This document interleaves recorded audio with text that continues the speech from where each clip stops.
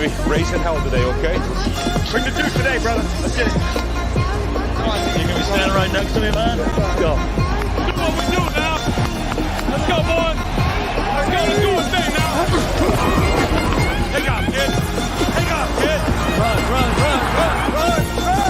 Far side of the 10. Step on to the 5. Head to the end zone. What a play. What a play. Derrick Henry was on my team, so I'm going to go Texans, I guess. Yeah, he's on Tennessee, though. No. You tried. You went for it. I appreciate it. This is Up the Gut, live. 100%. Welcome to Up the Gut Live. I am Patrick, and I am lost. But if I'm going to be lost, there's no one I would rather be lost with than Matthew Ehlers. Sup, Matt? It's a me. It is a you. You have so much hair. I do. I love it. All right. You tell myself, we're gonna cut it this weekend, and every weekend I'm like, just keep it. At some point mine just fell out, so I don't even have a choice anymore. I still having 4 kids will do to you. I forgot we're all up close to on this one. So if you guys see this, scroll across the bottom of the screen here for you. This is pinned in the comments, and this is a poll, and we will discuss it a little bit later. Yes. Oh no. Oh no. My picture is not very good. You mean like your actual camera feed? Yeah, I'm off. I'm blurry on the camera. Okay. I saw that, but I thought it was just like something on my end. That's why I didn't say anything. No, that's 100% me. Oh, dang. We got outside the narrative here. What's up? Good to see you guys. So I'm actually uploading an Up the Gut video. So we might have to put up with a blurry me for just a little bit. It's almost done. That's okay, though. If your face is all blurred, no one knows what you look like. You can say whatever you want. Let's just do this. Can you keep up? All right. Well, yeah. Tormented Gaming is telling me I am super blurry. We found this one out. I apologize, guys. Hopefully, there's only 2% left. It's got to process. That should free up some of my bandwidth. Yeah, you're super blurry. You guys should have that Wes and Chad guy on. Oh, I don't know about that Wes guy. Is that Wes guy want to be on? I didn't know that West guy watched football. I mean, he has in the past, and he kind of keeps up with a little bit of it. But, I do agree with him, though.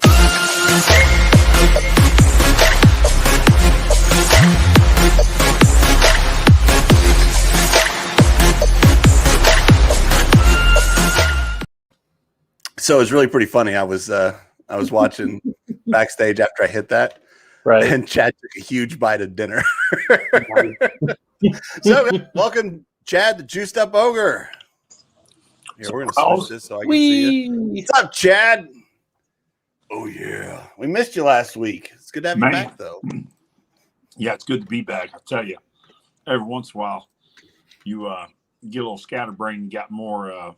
Not enough hours in a day, man. So apologize about missing the show last week. Oh, it's all right, man. You got to handle this. Is just everybody's gonna keep telling me I'm blurry. I know I'm blurry. I'll get unblurry here in just a little bit. The video's almost done uploading. Just because you look so good, you broke your camera. It's never happened before. Yeah, I know. Just I'm sorry. I apologize. If you guys want, I can just do this. Oh dang! But now you're just a voice. I'm gonna finish up dinner here, fellas. So don't mind me. Oh, go ahead. Everybody needs dinner. That's what I'm gonna do whenever we're done with this, probably. Unless I get sidetracked. I get sidetracked a lot. And I'm alone. Once again.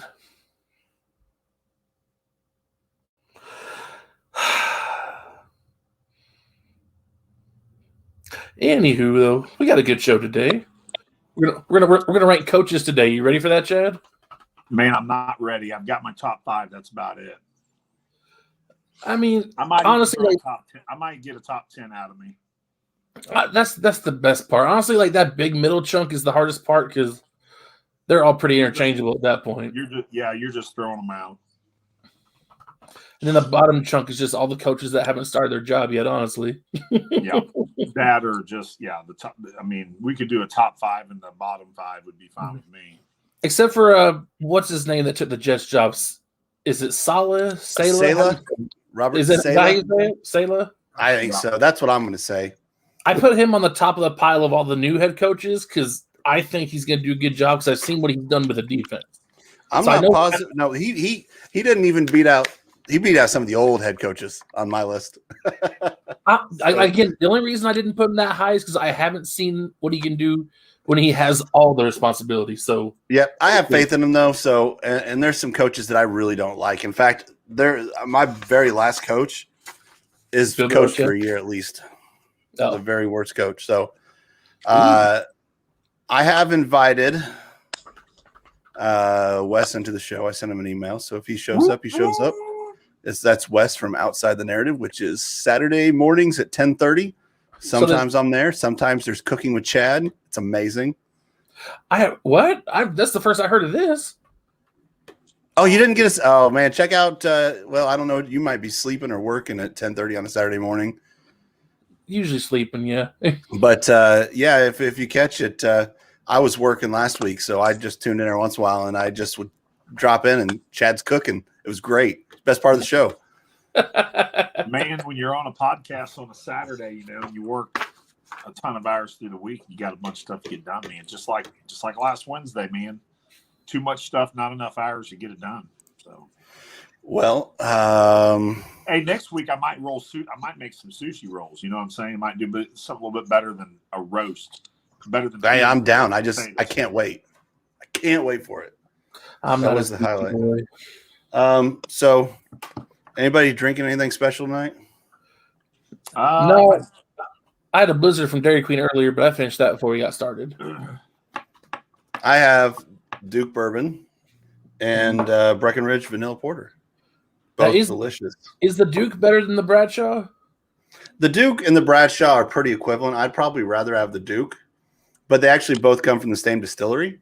So yeah, it looks like my picture's starting to clear up, guys. So we're doing good. Yeah, you look a lot better now. It's because now it is processing. You're getting ready to start processing. Okay. Well, let's not waste any more time, guys. Let's get into the offseason news. Not so breaking offseason news. So first up on my list, I just kind of want to touch on the JJ Watt. He's taking his time. He says he takes forever to figure out his DoorDash. So figuring out his next football team is going to take him a little longer. I mean, that's not a decision you got to make with haste. It is if you're a football fan wanting him to go to your team. Yeah, but he's got to make sure he lands in a good spot, gets a good enough deal.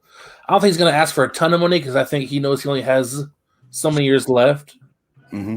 But he wants to go somewhere where he knows he can contend for something. It's not about the money for him anymore. Never really was. But yeah, but I agree, and there's a lot of factors because there's some good teams that are he's considering. I think Pittsburgh and Cleveland and Buffalo. I think maybe the Packers are like the top 4. I think that he's at least reported. I don't think he really knows. Now there is some theories going around that he's been doing this social media thing where he's been dropping hints on where he's going, and all signs point towards Buffalo. That'd be big for you guys. That'd be huge because even a lot of people say, well, he's past his prime, he's injured too much. He brings a lot more than just his skill, which he has a lot of skill, but he brings a lot more than just that. Listen. Yeah. I like him so much I've almost bought a Texans jersey, a 99 Texans jersey. But at this point in his career, as hurt as he's been in his career, you would have to get him at a discounted price for what he's bringing. To your Buffalo Bills team don't need a whole lot more leadership at this point, I don't feel. It wasn't necessarily leadership I was getting to as much as the mentality, the way he tackles football, the way he tackles life. He's going to be a role model for players. He's going to, especially the younger guys. If there's one player in the NFL, though, that if you ask me before this conversation, who is one of the top football players in the NFL that will be injured again next year, and I would tell you J.J. Watt. I'd say Sammy Watkins. Well, I don't even consider him a star, so I said a star like a a Really? star. You don't consider Sammy Watkins a star? He was like 4th on the wide receiver depth chart. Listen, so if he But look at first the high as team he got on there. picked in the draft, he's no star. He's underperformed in the NFL without question. I'm sure there's a quarterback we could throw in there, maybe Jimmy Garoppolo, There's a lot of quarterbacks. Drew Brees. I love J.J. Watt. True. J.J. Watt's awesome, but you'd have to get him at a hell of a deal. Well, Yeah. I think like Matt said, I mean, he's going to get paid because he's J.J. Watt. You'll get paid by name alone, but I mean, it's not going to be like if you would have got him 3 years ago. It's not. Yeah. You're not going to pay. He's not going to be the highest paid defensive end in football. But I can just imagine. I can see him wanting to go to Buffalo. I really do, because I mean, Buffalo's an up and coming team. They're young. You know, they've got a lot of things to offer. I also see him. I kind of like the way Little Smokey reached out to him, man. Kyler Murray. You know, A lot of people have. He's like, you know, the way he reached out to you is pretty cool. And Arizona, I think, is a decent place. You go back there where DeAndre Hopkins. It's Arizona's the weather, dude. I mean, It would be good for someone like him playing in a dome. But I think Buffalo fits his personality too. I mean, blue collar town, blue collar football team. I didn't realize it, but Gronk is from Buffalo. Yep. Yeah. He's a Bills fan. So we kind of touched on it, and I saw Matt's face, so I'm going to go ahead and let him hit on it. But Drew Brees is still not officially retired. There's hints of him coming back for one more year. They're still saying he restructured his contract, so then they can cut him post June 1st, I think, and spread out what he cost them, so to save some salary cap there. I get the player aspect of it. He wants to prove something, go out on top. I just don't think he's got what it takes anymore. Even before he got hurt and got all them ribs broke, it took him forever to get that arm strength back and actually get that ball sailing through the air last season. If I had to put money on it, I say he spends this offseason getting in shape, because that was not a good year for him. I mean, that's a bad way to go out. You don't want to do that. Yeah. Yeah, good year for the team, bad for him personally. So Yeah. I think that he will probably spend the time and he will get himself in shape and get that arm strength up. And come beginning of the season, he's like, nah, it's just not there. Then he might say, okay, I'm calling it. But I would hope he wouldn't wait till the last minute, because that would kind of screw up the Saints a little bit. I think the team would know where he's at. I don't think Drew's the type of guy that's going to drop him last second or do like a Brett Favre and say, I'm retired. Never mind, I'm coming back. Never mind, I'm retired. I think he's the one that's going to have constant contact with the coach and the GM and say, listen, I've been working out. I'm feeling good. I'm coming back. Or listen, it's still pretty iffy. You guys might want to line your ducks up, hit this draft right. So here's my 2 cents on it. I'm a little bit against Archibald here on this. I think Drew Brees has definitely got another season in him, without question. He is one of the hardest workers in the gym. When I used to work at a gym back in like 2011 or 12, maybe it was 10, I mean, we used to watch his workouts. He's a beast, dude. He works out hard. I think the whole ribs thing, man, I've had a whole rib cage broke. It changes every single muscle you have when you're moving. Yeah. Even doing setups, dude, it's very hard when they spasm up over here now. I think he's a guy that he's going to restructure for the bare minimum of what a veteran needs or that you can pay, which is huge. What he can do, even if he's not playing every down, is unbelievable. Is it Jameis Winston they're talking about taking a spot? Or Taysom. Yeah. They haven't really said. Listen, Winston's got talent. I just don't know if Breeze is if there could be a lot of the quarterbacks there. I just don't know how well they would mesh. But he could go into the first 3 or 4 games of the season as the starter and then slowly let Jameis take over. And I think that would be even better than telling Jameis at the beginning of the year, you're going to be the starter. I just feel like that role is a little bit better for Jameis to lead into. And as far as him hanging him dry, I don't think that's a situation.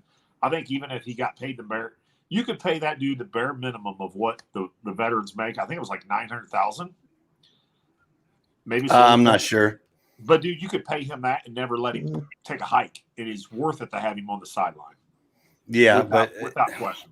He's such a competitor, though. Is he going to be okay sitting back there? That's the reason I think he's going to come back, just because of his competitive drive. I do too, but he's going to make, no matter what he would make Jameis or Taysom or whatever, he's going to make them all better no matter what. For him wanting to take the league minimum, dude, that's the biggest bargain ever right there. Oh, yeah. Drew Brees, Hall of Fame, top 5 quarterback of all time. Get him locked in for another year, dude. Why not? What are you losing out of the deal? No, I think that if he can spend, like you said, I've never broke a rib, but I bruised them, and that still hurt like a son of a gun. Like, you don't want that. Before we move, and I never doubted Drew's work ethic, and he works hard every offseason. But just it took him so long last year to actually get everything clicking. He had to keep relying on all those short passes. He couldn't throw it down the field like he used to. And then when he finally got going, Tom Brady made a Hall of Fame career off of short passes. Yeah, but that's because he lived his life in that kind of offense. That's not what Drew's known for. Drew's known for launching it 70 yards down the field. Yeah, and age catches up to everybody. So if he has to come back, it doesn't mean he has to launch it 80 yards every time or 70 yards. Yeah, that's what I think. Yeah. I think with their running game, you got to be able to get the ball down the field every once in a while to keep the defense honest. But honestly, I mean, with a Hall of Fame coach and a Hall of Fame quarterback and probably a someday Hall of Fame running back, I mean, like you said, you could change your whole game plan, quit running such deep patterns for that deep ball. I mean, he's still a better option than anybody else they got, without question. For sure. Yeah. And so, again, that's one of those that's up in the air. And before we get into something that's not up in the air, we're going to bring in Wes Grant from Outside the Narrative. He doesn't have an intro. Dropping bombs. We had to fire him. We'll talk about that later. What's up, Wes? Dropping bombs. That's awesome. You got a nice show up in the background. Yeah, I found these guys on YouTube. I enjoy them. That's a good thing to say. Find us, like us, subscribe, all that social media stuff. All our socials is at Up the Gut One. Yeah. Share it with everybody. Which, by the way, Outside the Narrative, Wes here's got a podcast on Saturdays. Everybody needs to check out if we haven't already talked about it. Yeah, Outside the Narrative. It's if you guys go to our page in our channels, we are they are one of the channels. They're a friend of the show. So if you check it out, it is a political podcast where we try to step outside the narrative that everybody wants you to believe. Try to make you guys, not make you, but try to help people to think for themselves and see what's really out there. And if you're watching right now and you haven't clicked that like button, go ahead and do that for me right now. All right. Now, as far as what is for certain is up until I think today, Ben Roethlisberger wasn't a definite to go back to Pittsburgh, but it's been reported he is back at least for one more year. See, I told you. Yeah. Is he still looking like Santa Claus? No. Just looking like his old self. Maybe a little bit pudgier. He probably could cast one of these, Netflix, Hulu, Amazon, whatever Santa Claus shows and He's got life after football figured out, man. Yeah, I'm telling you. Football's handled. I think they could remake a movie, Revenge of the Nerds, and the Ogre. They could probably bring him back as an ogre to do put a cake through a ceiling. Yeah, but when they got you, why would they need him? Because he's busy hanging out with us. Yeah, we'll get him in there. Is that what we're doing here? The guy Glory is going to get Chad on the new Revenge of the Nerds. There you go. Wouldn't that be cool if they did a remake on that movie, though? My gosh. I'll be honest with you, I don't know that I've ever watched it. You've never watched Revenge of the Nerds? Apparently not. I'm considerably younger than you. I tried to watch it last year, and it was kind of hard to find. Did you ever watch Porky's? Nope. Also, a long time ago. I know of Porky's, but I don't know that I've ever watched it because apparently there's a shower scene or something, and so my parents made sure that was nowhere accessible. So Big Ben's back. We don't have to hit on this for a long time, but I think it's a good thing. I don't know what they would do other than him. So Yeah, I think they're going to have to plan for the future, though. They're really going to have to figure out this draft if they're going to pick somebody up or what. No, they're going to invest in Duck Hodges. He's the future. Yeah, they had him and Rudolph, and that didn't work Yeah. out too well for him. Well, So, Mason Rudolph wanted to get in a fight with Myles Garrett. so where's Pittsburgh drafting right now in the draft this year? They got to be like maybe 18 to 20, 21, 22. Let me check real quick. Matt will check because if I do that, my face will go blurry again. Here's my thoughts. So obviously Roethlisberger came into the league in what, 2001 was it, or 2? No. Was he the 2004 class? Was it 4 with Eli Manning and Phillip Rivers? Yeah, he was in that one. I think that was 4. Okay, so it's 4. To think that he is the last one standing out of that group is pretty amazing, man. I mean, a bigger guy like that don't normally have the longevity, but dude, out of those 3 guys, he was definitely the most silky smooth in the pocket out of the 3. I like Phillip Rivers. I mean, that guy's a stud. But Wasn't there a 4th one? Was there? Was that not the Aaron Rodgers draft? No. No, that was, Aaron was that Rodgers the got Alex drafted Smith by draft. Smith. Okay, Yeah. Alex Smith and Aaron Rodgers were together. Yes. Yeah. Alex Smith. I feel like there's a 4th one in there. I can't think of who it was. I don't know. But anyway, no, it is. I mean, and it's not like he's playing horrible. He's still slinging it. He's still doing good. I think this year's a good year if they get a chance to trade up to get. I mean, what quarterback are you going to trade up and get, though? Because outside of Trevor Lawrence, you got Justin Fields. Fields from Ohio State, which There's like a Zach in there. Real quick for that 2004 draft class. It was Roethlisberger, Rivers, Manning, and then Patrick's favorite player, J.P. Lossman. You son of a bitch. That's not even funny. You said there was one more, and I would have looked at it for you because I love doing crack research. Well, maybe that's why I just tried to forget it because that was one of the worst things to happen. There's a reason his name was Lossman. It's all he knew. He knew how to lose, man. That statement coming out of Archibald's mouth scared me there for a second. Why is that? Patrick's favorite Well, player? until he added the research part. Oh, he likes crack. Yeah, I don't have the body to do crack. So anyway, I think it's a good thing. And the Steelers are picking 24th. 24th. So yeah, they're gonna have to trade too much. And there's some Zach guy, I think, and I'll do a little research when we get closer to the draft, and we'll probably do some draft related stuff. Wow.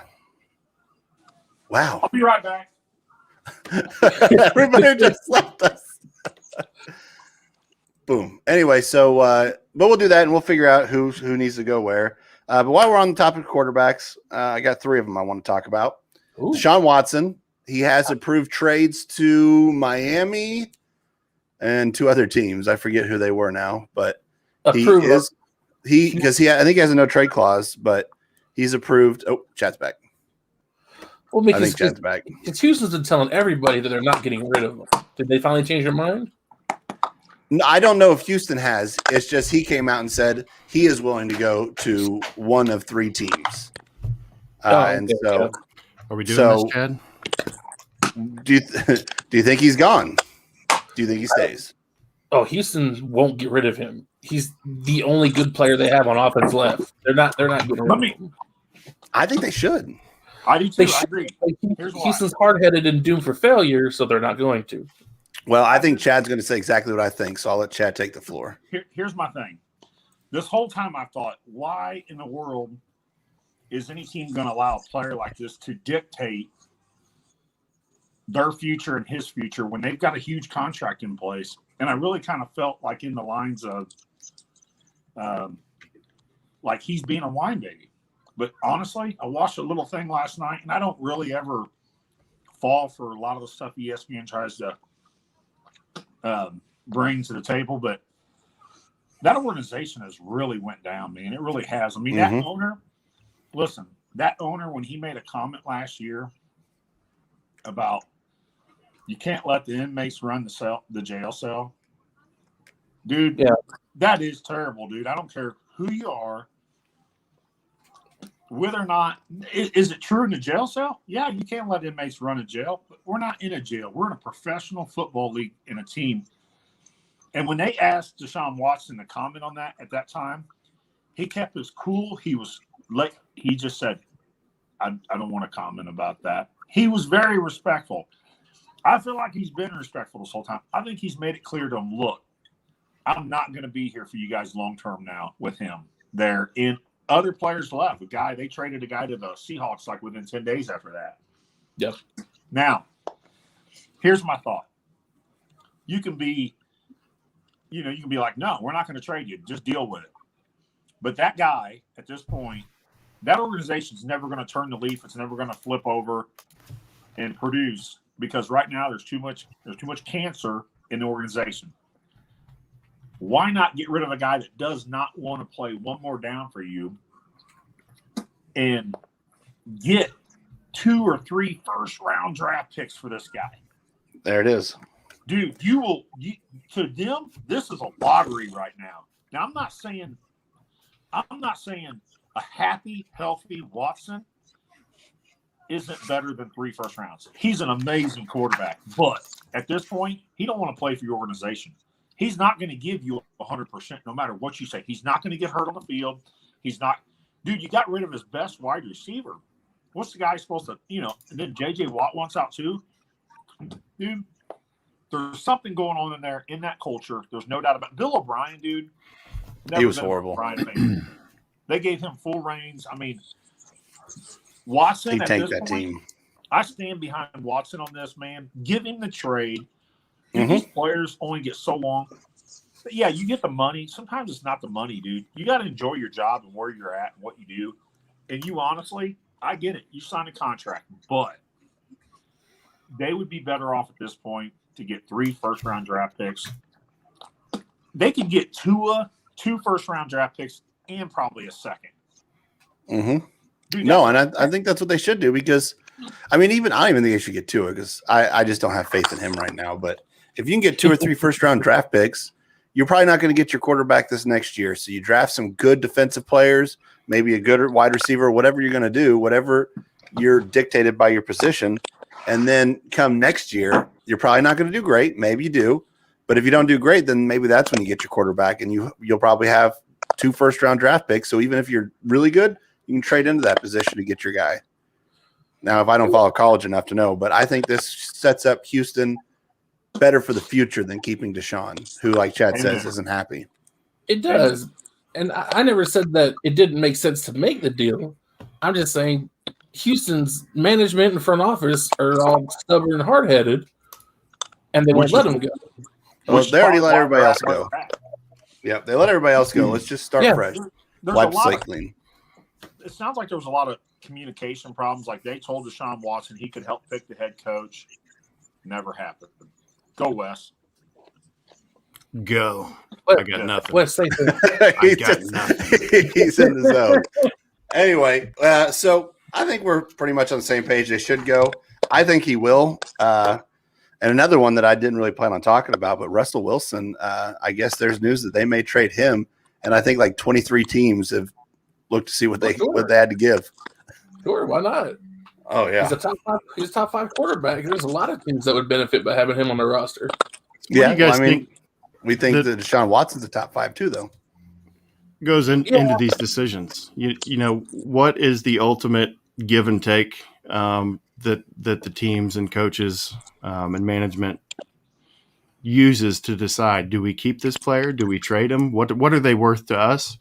And are trades, worthwhile? Should we make this trade for first round draft picks or second or third? Or is our team morale going to be better because we keep this player here? Or what if we bring this one in? What goes into these considerations? There's 100 different things that goes into it, but the biggest thing is production, because the end goal is a Super Bowl. Yeah. Is Deshaun Watson, with who you have there now, going to get you to that Super Bowl?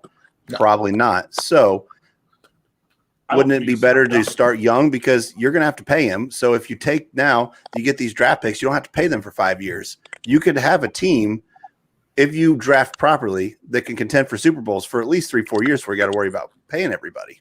They're probably a good 5 years out, 4 or 5 years before they could really get good again anyway. But, I mean, what'd they get for the Bernard Hopkins trade? What'd they get out of that deal? DeAndre? Yeah, what'd they get out of that deal? Because, dude, I have no idea. It wasn't much. It was like a second or a third or something. Like it was poor because they were dumping his contract. They gave him away, I thought. Oh, yeah, they did. We gave more for Stephon Diggs. That guy was one wide receiver in football that you never, ever heard complain about anything. He went out, he played the game, dude, and he was, in my opinion, a top 2 or 3 wide receiver in the game. Well, one of my favorite. Oh, go ahead. So Okay. DeAndre Hopkins, Houston gave away DeAndre Hopkins in a 4th-round pick to Arizona in exchange for David Johnson, a 2nd-round pick, and for a 2020 2nd-round pick and a 2021 4th-round pick. Not good enough. Not good enough at all. That's what I'm saying. Houston is doomed for failure. They're terrible at management. One of my favorite DeAndre Hopkins mic'd up moments is when they were playing the Patriots and he was on next to Belichick on the sidelines. He goes, Belichick told him, he goes, you're the best receiver in football. He just looked at him and goes, I know. Walked off. Anyway, so let's get off that one just for a little bit. And a short one is Carson Wentz did go to the Colts. Almost immediately after we said that. It's like they were listening to us. And I think it was a 2nd-round pick, right? Or two second rounds? I can't remember. I think it's just one second round, maybe like another late round pick. Oh, there was a conditional 3rd round that could be a 1st round if Carson plays enough snaps. I think that's what it was. So, anyway, I think that's good for Carson. I think that's good for the Colts. I think that's just about the best possible situation for him and the Colts. So, amen. I agree. Nothing more to say. All right. Well, you don't get to say anything about it, Matt. It also means we get to watch Jalen Hurts all next year. Yeah, I think that I don't have a lot of faith in him either, but we'll see. I want him to be good. I want Tua to be good. They didn't show what I wanted them to, and I don't think Jalen was as much his fault as the coaches. So we'll see. No. Cam, did you guys see Cam Newton getting mouthed by that little kid? Yeah. I just wanted to touch on this, not to hit a whole bunch, but every single person that plays professional football has commented on this kid mouthing Cam Newton. One, I don't understand why Cam Newton was arguing back with him. He's a punk kid. 2, that kid should have been more respectful. I don't understand why parents don't teach their kids to be more respectful. And maybe it wasn't the parents, but I mean, someone has to blame them because if my kids ever did that, so it was stupid. What was said? He was just basically the kid just kept yelling at Cam Newton that he was a free agent, and Cam Newton just kept yelling back that he was rich. It's literally what it was for like 30 minutes. I'm rich. It's like, you're a free agent. I'm rich. You're a free agent. I'm rich. but you know, this kid was at a camp that Cam Newton was, giving his time for. So is that your ogre in the background? Yeah, I got some ogre highlights playing back there for you guys. Awesome. So anyway, it was dumb. Archibald, are you gonna take over the booger role, or maybe that a Patrick role? I have no idea. If Ogre's gonna redo Revenge of the Nerds, I'm gonna redo Animal House, and I'm gonna do Belushi's role. Maybe we need to have like a Up the Gut meets Outside the Narrative movie night, and we'll just watch.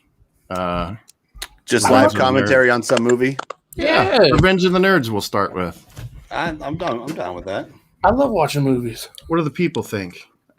Maybe we could get those taste bud guys in on it too, and they could provide refreshments. We could talk a little sports, drink a little beer. We could talk about all the teams Derrick Henry plays for. Exactly. I mean, I like it. You guys are lost without football right now. I'm just trying to help you fill your void in your life. We are. This is Up the Gut Live, Lost Without Football. Right. The Up the Gut off-season story. I did enjoy the title, though. Did you come up with that? I did. I was busy, and I'm like, what is this going to be? And that's what it was. Other topic is Des Bryant wants to play 2 more years, but not for the Ravens. I can't blame him because the Ravens receivers, all, tight ends and receivers, all 6 or 8 of them, they have to split up 500 yards each year. You're not going to get much production. So Yeah, but where does he go then? Because He goes to start making senseless drama again. Somebody struggling, somebody that just really doesn't have anybody at wide receiver.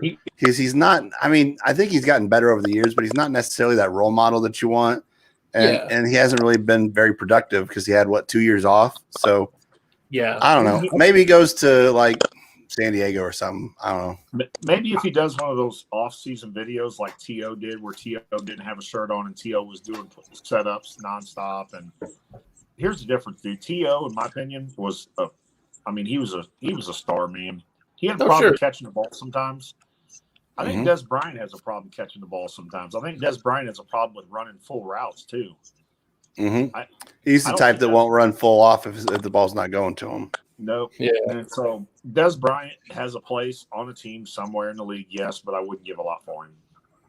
But it's going to be a bottom of the barrel team, though. It's not going to be a team contending for anything. Or he'll be like that Antonio Brown role where he can come in and do something, but he's fourth on the depth chart. The Sammy Watkins role. That's kind of the Des Bryant right now. Maybe goes to Arizona.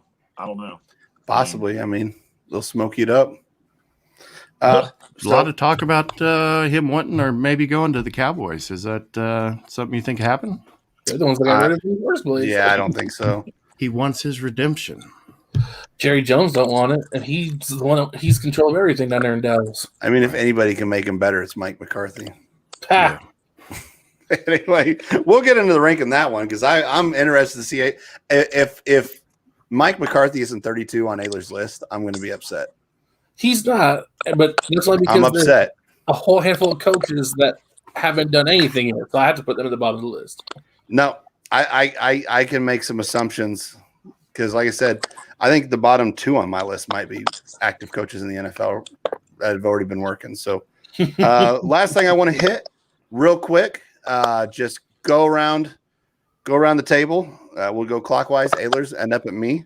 Washington football team has announced that they will keep their name as the football team one more year, and in 2022 they will officially change to whatever their name is going to be. So, Matt, what do you think the Washington football team should change their name to?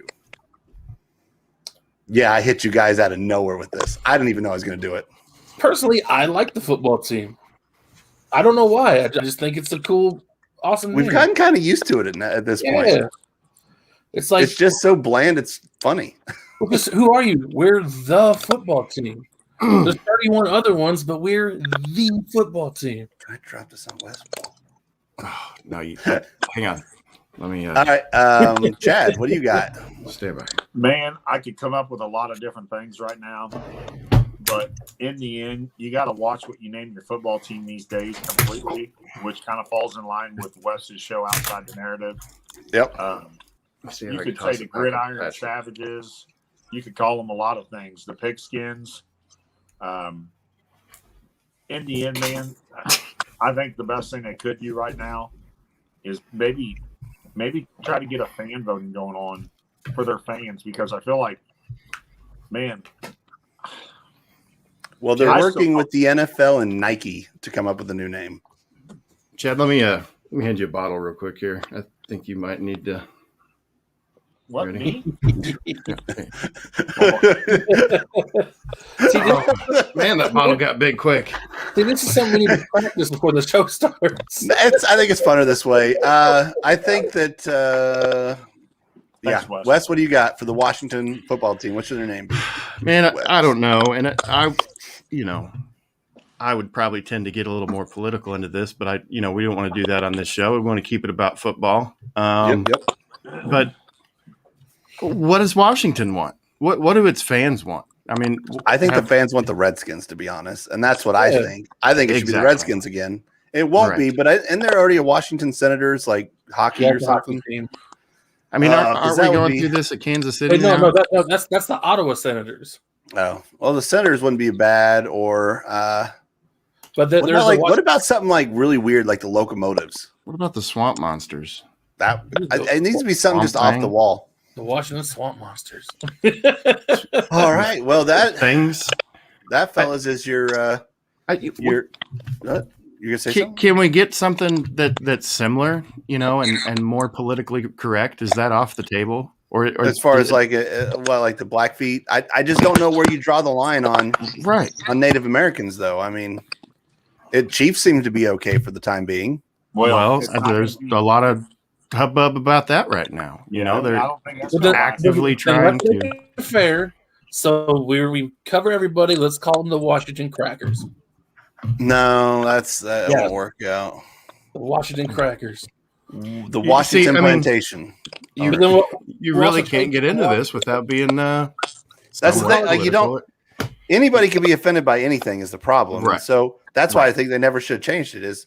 It was a name that was not meant to be offensive, and it was delved in history for decades in the football world. I don't get it. And not to get too political, but they actually went around to the local Native Americans.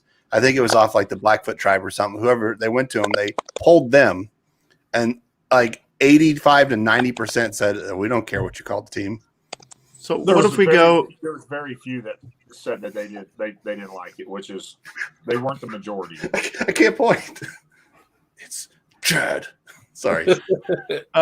So I've kind of gone through some of the name history that the teams have gone through in a lot of the professional sports. Why don't we go back and pick a defunct name? Well, I mean, that's what happened with the T-Bones up here in Kansas City, a minor league baseball team. They're now the Monarchs, which was the Negro League team back in the day. Right. I mean, I like that bit of history. Yeah. You know, we've got the Akron Pros / Indians, the Brooklyn Lions. We've got the Buffalo All-Americans, Bisons, and Rangers. The Canton Bulldogs, the Chicago Tigers. Ooh, we don't have any Bulldogs. I think that'd be all right. I was going to say the same thing. Yeah. There it is. The official up the gut recommendation is the Washington Bulldogs. I like it. All right. That is your off-season not so breaking news. Not so breaking off-season news. I just want to say that I do like the little turntables in that graphic. It still has the old Washington Redskins logo on the helmet. Exactly. Oh, and Alex Shaw says the Washington Scoundrels. Ooh. Scoundrels. I would still buy a Capital City Crackers jersey. I would buy that Alex Smith jersey. I didn't realize the Senators was actually a name. They were the Washington Senators in 1921. The football team? Yeah. Well, I think they should go back to that. That would be a good one. If not the Bulldogs, that's it. All right, Matt, you know what time it is. We interrupt this broadcast to bring you the official quarterback of Up the Gut. We don't have one, though. But you guys have the poll still going. Yeah, so we named Chad. I mean, he can Chad's our official he's our correspondent. He's our man on the street. Yep. So I just want to take this time to remind you guys that we fired Joe Flacco because he wouldn't text me back. But Joe Flacco is not too late. You still have time. No, it's too late. It's too late. Flacco, all it takes is just a hey, hi. Joe, or it's too late. Please stop talking about me. Joe, Any of that will do, late. and you'll come back. You weren't good enough for the Jets. You're not good enough for here anymore. We've moved on. I'm going to put a plea out there for everybody who hasn't voted for Up the Guts official quarterback. I threw Fitzmagic out a few.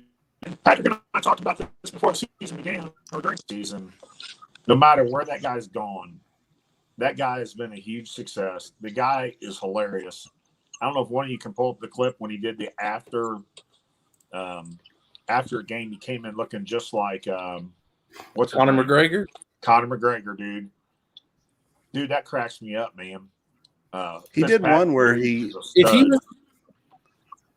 if he wins the poll, that's the picture we have to use. This is Conor 100%. Don't worry, it's already in the works. So far, Fitzpatrick is in the lead. But like I said, if you go into the chat, I have pinned the link to the Facebook poll. Get on there, vote, tell your friends to vote. Everybody vote. And if I don't like the results of the vote, I control who the official quarterback is. So, I've got kind of an idea here. Anyway, real quick, let me list the poll. We have Fitzpatrick, Philip Rivers. I was saying, are you trying to tell us that you'd rig an election? 100%. Anyway, so Ryan Fitzpatrick, Philip Rivers, Jim McMahon, Tony Romo, Blaine Gabbert, and Gardner Minshew are on that poll. I like Gardner. And all of them, I think, but one have a vote. I like Minshew. I like Rivers, but I like keeping Rivers as flip that guy. As his Yeah, own. Rivers has his spot on the show, and he will always have it. Flipping, dadgummit! Such an Yeah, absence. we won't get to see that as much during the off season because people don't do enough to make us mad. Yeah, actually, I write out the show topics and try to send it to you guys, and I have flip that guy on there, and it just says no one. I have no one because I don't have anybody to flip this week. We're probably not going to have anything like that for a while. All right, so Wes, I think you were saying something before I listed them. I was just going to say, maybe we could actually get somebody to make us a video. There is Cameo, and there are some NFL quarterbacks on the Cameo. Yeah, Maybe but those things are like $300 a piece. I'd rather just get Ryan Fitzpatrick on the show and say, "Hey, you're our official quarterback now. Will you say something?" What's $300 to get somebody on our show? I mean, quite a bit. Anyway, not everybody's rolling bank like you, man. I had to borrow it from you. Oh, that's true. My bad. Well, we're right at that point where we're going to try not to let this go. And I know that I think Matt and I are the only ones that actually rank the coaches. So you guys just kind of throw in if you feel if that's about right. And I think I talked to Chad just a little bit ago before the show went on the air, and his top 6 was about right, top 3, 4, 5. We're pretty similar. So man, this is up to gut. Rate some stuff.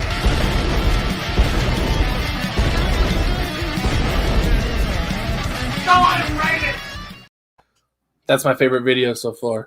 I like it too. I like it a lot, and it's just the dumbest video I made. I just love the music. I love that little non-profit guitar riff. It's pretty good. All right, I want to enunciate a little bit more on the intro to that, though. The what? Enunciate? Go on and rate it? Well, yeah. I mean, never mind. You go back and watch it later. Let's rate some stuff. Don't you judge me. This is my show. I have the power. All right. So this week we are rating NFL coaches. I'm just kidding. Anyway, so these are the NFL coaches. Obviously, this is going to be kind of a weird list because we have, half a dozen brand new coaches. So yeah, like 7. Wow.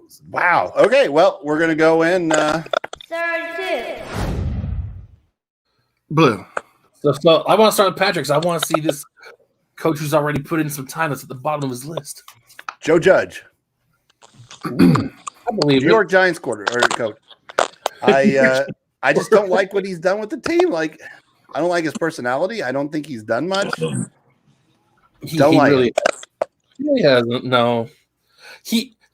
I would say that he is the first, because like I said, I just plopped all the new coaches in a big lump at the bottom of the list, but he is right next to that on mine. Well, I got you. So we're on the same page, except I give some other coaches more of a benefit of the doubt, I guess, than you did. So who do you got as 32? I just don't know enough about him. Do we have a delay? No. He might. It's possible. 1, 2. You're fine. So every time I say something to Matt, it seems like there's a little delay. So who do you have as your number 32, Matt? I threw Arthur Smith, the new coach of the Falcons. Well, he's your worst of the new guys. See, I don't know anything about him, so you really could have put him anywhere on the list. Yeah. Only reason why is because he's with the Falcons. And of all the new coaches taking over all these teams that were bad, I think they're the ones that if they don't succeed will let down their fans the most. Because all these other teams, the Lions, the Texans, the Jaguars, they're used to last place finishes. But I put him a little bit higher because I gave him the benefit of the doubt of having Matt Ryan. So I'm going to put the Texans' new head coach as the bottom of the list, and I think the reason why is because that's one of the main reasons why they're losing Deshaun Watson. Yeah, they had a lot better choices, and they picked a guy. Actually, let's just do this. 31. Where you put the Texans coach? This is where I put the Texans coach.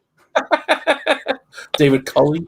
Yeah, David Culley. So I put him here because if I'm not mistaken, he was on Kansas City whenever they couldn't throw a touchdown pass to a wide receiver. Then I think he went to Baltimore where they had one of the worst passing attacks ever.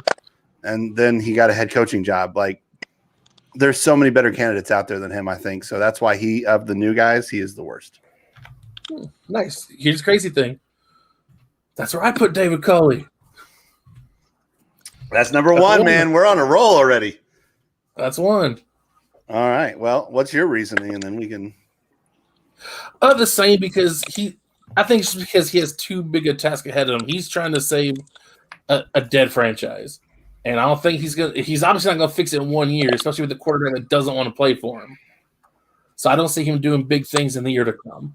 No, he could really, if they trade him and he gets all those draft picks, if he can do it good with a couple 2 years, if they give him the time, I think he can build a pretty good team if he has the talent. But I question the talent. Yeah, he has all of the possibilities to move up the list, but just an immediate ranking going into this next season, I don't think they're going to do a whole lot. Not year one.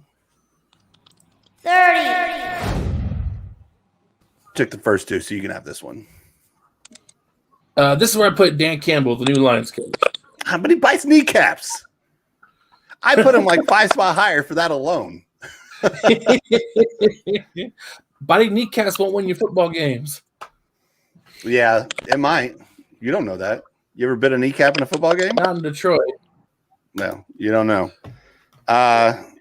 So you have him down here. Any particular reason he's on the low end of the new coaches? Again, because he's in Detroit, and Detroit is just a cesspool of failure. I mean, they've had one of the greatest running backs of all time. They've had one of the greatest receivers of all time. And with talent like that, they've done nothing. Absolutely nothing. Yeah, they always seem to have one extreme talent at a time, and then they just like blow it. And then they ruin it and they retire early. So right here, I put. Oh, you talking about Darryl? This bottom half of the NFL, let's say from 16 on, is not real interesting. It just isn't. Yeah, you haven't seen my list. Listen, I would much rather just throw out my top 10 or 15. Because in my bottom 16, I have the NFL Coach of the Year this year. What? Yep. So right here, I have Matt Rule from Carolina. I felt that, I understand that Christian McCaffrey was injured, but when it comes to having that team, I just felt like he really undersold it, especially Teddy Bridgewater showed a lot of promise every time he started up until here. And so that's why I put him low. And now there's talks about them trying to possibly trading him away. Just rumors at the moment, though. But yeah. He unfollowed him on the social medias. Hi, Wes. Hi. I just raised my hand here. Insert something. I want to put Anthony Lynn down there way at the bottom for the Chargers. Yeah, he's gone. They fired him. Did they already? Yeah. Got fired. Oh, yeah. Dude, he had a solid defense. Well, maybe not a solid offense. Solid defense, decent offense. He had in true Chargers fashion, they always choke in the fourth quarter. Even if they get to postseason, they always choke. Similar to how the Chiefs have for most of Chad's adult life. Chiefs and Chargers fan had a similar history, and this guy just completed the prophecy. I hope 29. Wes. I didn't mean to cut you off. This is also you, Matt. Brandon Staley, the new coach of the Chargers. That close. I picked Nick Sirianni from Philadelphia. Yeah, well, I get right now. Do what? What number are we even on? What you got? This is number 29. 29. Oh, Lord. We're having fun, Ogre. Hey, we went through 32 quarterbacks. Chet. Hey, hang on. He's got a phone call. We'll just deal with this. Okay. You realize that they complained about us doing this, but then we just dragged on for like a minute because they don't want us to do it. You still got a phone call, Chet. Here. Oh. Okay. Anyway, so I have Sirianni in there because they just got rid of Wentz, and Philadelphia's, I think they've just been pretty crappy. So when it comes down to it, I don't see him being that fix. And Jalen Hurts isn't that guy. So But when the Eagles squad all together is more healthy, I think he'll have a better squad to work with, so it'll make his job easier. I don't know. They just fired a Super Bowl winning coach after like 2 years. So he didn't do anything after the Super Bowl, though. all right. I mean, that's kind of going back to your trading scenario. I mean, what are you going to do? All right. you What do you got spend on Brandon? I mean, not a whole lot. He's brand new, but he's taking over a Chargers team who didn't really get hit with the injury bug or the COVID bug too hard last year, and they just kept losing close games. They needed someone to close, and we don't know yet if he's going to be the guy to get him over that hump. But Justin Herbert was, I mean, that was a shining light, and he was figuring out how to play in the league. So that's why I went. Yeah, he was. That's where I have Brandon. He was playing great. So I think Anthony mine. Lynch got one more year out of it personally, but that's why I put him here because I did too. You got offensive rookie of the year, so that's why I put him 28. He's a new coach. We don't know expect from him, but I put him a little higher on the new guys. I got you. All right, what do you got at 28? Well, this is where I put Ciriani because again. All right, we're gonna cruise. Otherwise, Chad's gonna get mad and start like ogering us. 27. I'm telling you guys, the I bottom. never heard of ogering. The bottom. I never heard of ogering before. The bottom Is half he- is terrible, guys.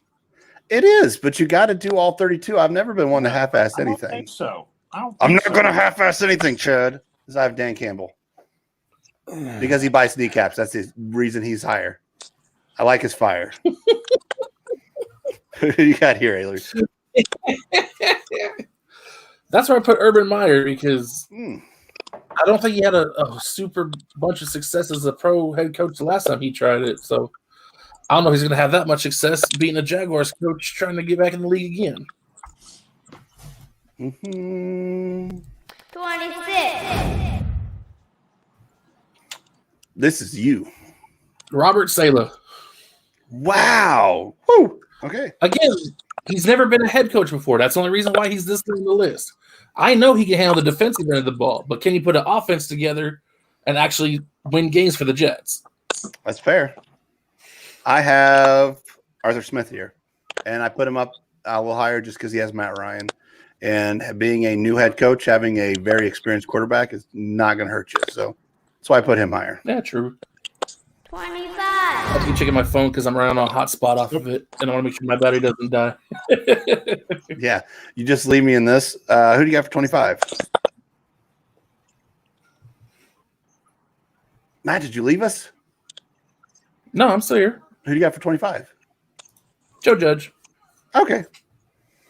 So when it comes to Bottom of the list. yep, Some coaches see, have put in some time. Yep, this is where I have Urban Meyer. I put him higher on the new coaches because he has had success, and I wonder if he can do it without cheating. Ooh. Plus, he's going to have the first draft pick, and he's going to be able to build that team pretty much like he wants it. True. Yeah, that number my one turn. pick can be huge. 24. Mike McCarthy. Oh, close. Zach Taylor of the Bengals. Oh, I put Mike McCarthy here. They had some injuries. Dak went out. He might have done better. But after getting fired from Green Bay, I expected a lot more out of him than not even be able to win a 4-win division. Yeah. A lot of people did. Not put Zach Taylor because he didn't do anything good, and he let his brand new starting quarterback take the brunt of his mistakes. That's pretty rough, man. 23. Who'd you put here? Mike McCarthy. This is where I put Zach Taylor. and I felt he could have been a little higher had Burrow not got injured. So that's why he is my 23. Yeah, and Mike McCarthy does Mike McCarthy things. At least he's doing it in Dallas now. It makes me happy. There you go. 22. Matt Nagy. Vic Fangio. This is as bad as close as they can get. Matt Nagy, I think he's a good quarterback. I think if he would just stick to his guns, or quarterback, he's a good coach. If he'd stick to his guns on quarterbacks and not take Trubisky out, I think he would have been higher on the list. So that's why I have him here. I would disagree. Did you know I would disagree with that just because Trubisky was not playing worth a crap, and I think Nick Foles has brought a lot of magic to some teams in that midseason role coming in, and so I put Nagy way higher than that. But Matt, you can correct me if I'm wrong, but weren't they undefeated when they benched Trubisky? don't matter. They were, but it wasn't because of Trubisky's play so much. Doesn't matter. Don't derail the train because you think it's going to crash. Come on, man. Yeah, no, that makes sense. But I get where they're coming from. We saw what Nick Foles did. They were hoping to catch some of that magic. We just happened to leave it all in the last see that where that worked out, though. I mean, he didn't exactly work out in Jacksonville either. But what if it would have worked out? Where would Nagy be on this list now? Yeah, but what if J.P. Lossman wouldn't have been a horrible quarterback? Big difference between J.P. Lossman and what Nick Foles has accomplished as a professional athlete, as a quarterback. He had a run in the playoffs, and he had a little bit of run in Philly, but he just got off Jacksonville where he didn't do jack shit. Nobody's done jack shit in Jacksonville, to be fair. The Chiefs broke his collarbone in week 1 or 2. Well, that's what you get. He's damaged goods. You have Fangio, right? I think Vic Fangio, yes. Why? Because him at the helm has not made the Broncos a better team. Granted, they didn't regress too much. They're about the same they've been the past couple years. But the whole reason he's hired is because he needs to make the team better. So far, it hasn't happened. 21. Vic Fangio.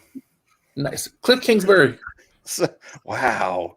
You and I have a different opinion on him, but I think Vic Fangio, with some of the receivers going out injured and then that pass rusher Von Miller going out injured, I say give him one more year at least to figure it out. I don't think he's that bad. So, I mean, obviously he's lower half of the list, but I think he could definitely go higher. I mean, for his sake, I hope so. I like Vic Fangio. All right, now tell me about your Kingsbury. It's all because of the decline. They started off hot in Arizona. They started off so hot. I thought they were going to be real contenders. And the last half of the season hit, he really dipped in production. They do have, and I think that's all because they dipped a lot. They didn't look nearly as good the second half of the season as they did the first half of the season. 20. This is you. John Gruden. Wow. All right. Why? And I think it's because he's complacent. He signed that 10-year deal. I haven't seen any because he knows he's not going anywhere. I haven't seen any real improvement from the Raiders in the 3-4 years he's been there. They just kind of coasted in the middle of the pack. And I know John Gruden's better than that. Yeah. He just hasn't lived up to the hype yet. This is where I put Robert Saleh. Aren't they all complacent though? No. Ooh. I like that Wes is still here. he's taking a nap, but he's still here.